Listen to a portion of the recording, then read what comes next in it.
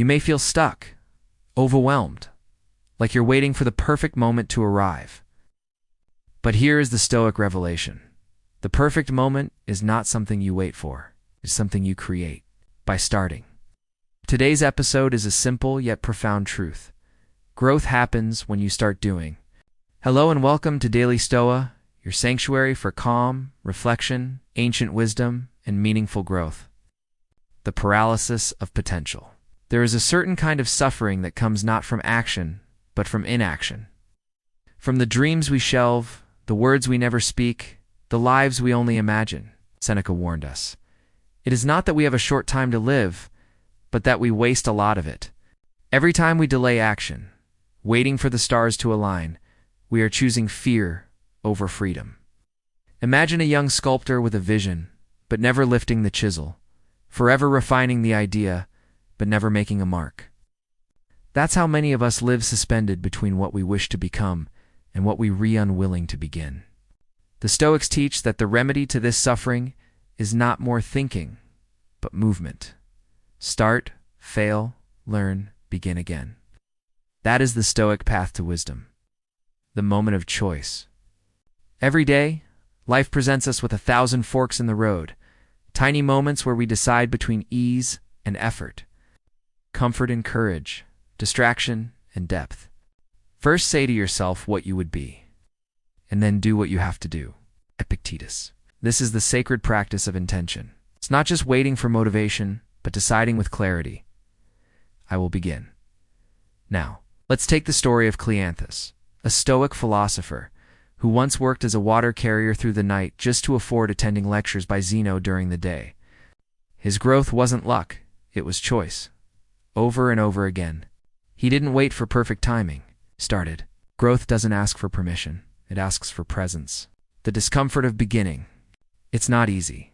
Growth hurts. The start of anything meaningful is almost always awkward and uncertain. The Stoics never denied pain. They embraced it. Marcus Aurelius journaled through anxiety and war. He wrote not because he had all the answers, but because he was still figuring things out. The impediment to action advances action. What stands in the way becomes the way. Fear, doubt, mistakes, these aren't signs you should stop. They're signs that you're alive, awake, and learning. When we start doing, we start changing, not just the world around us, but our own character. Aligning with nature. Stoicism is not about being stone cold. It's about being in harmony with the rhythm of life. And life by nature moves. A tree doesn't wait to grow, it reaches, slowly, quietly, persistently. You too are part of nature. You were made to grow, to create, to contribute.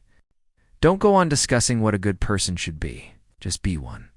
Marcus Aurelius. That quote isn't harsh. It is liberating, because it reminds us that the power is already in our hands. To be the artist, the healer, the teacher, the builder, today. Mindful momentum. As you continue doing, don't become obsessed with results. The Stoic life is not about applause. It is about alignment, integrity, and peace. Start not to be seen. Start to see yourself clearly. Every small act of journal entry, a walk in nature, a moment of patience is an act of self-sculpting. Growth isn't loud. It's the quiet becoming of who you were always meant to be, Seneca said. As long as you live, keep learning how to live. That's the point. Not perfection, but progress. Made one step, one breath, one beginning at a time. So today, ask yourself, what have I been waiting to start?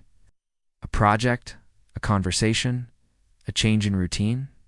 Now ask, what's really stopping me? Because the answer is rarely time. It's resistance. The cure is always the same. Action. Start however small, however scared, because the moment you begin, you invite growth. You awaken courage. You reclaim your life. Growth happens when you start doing. And the best time to start? Now.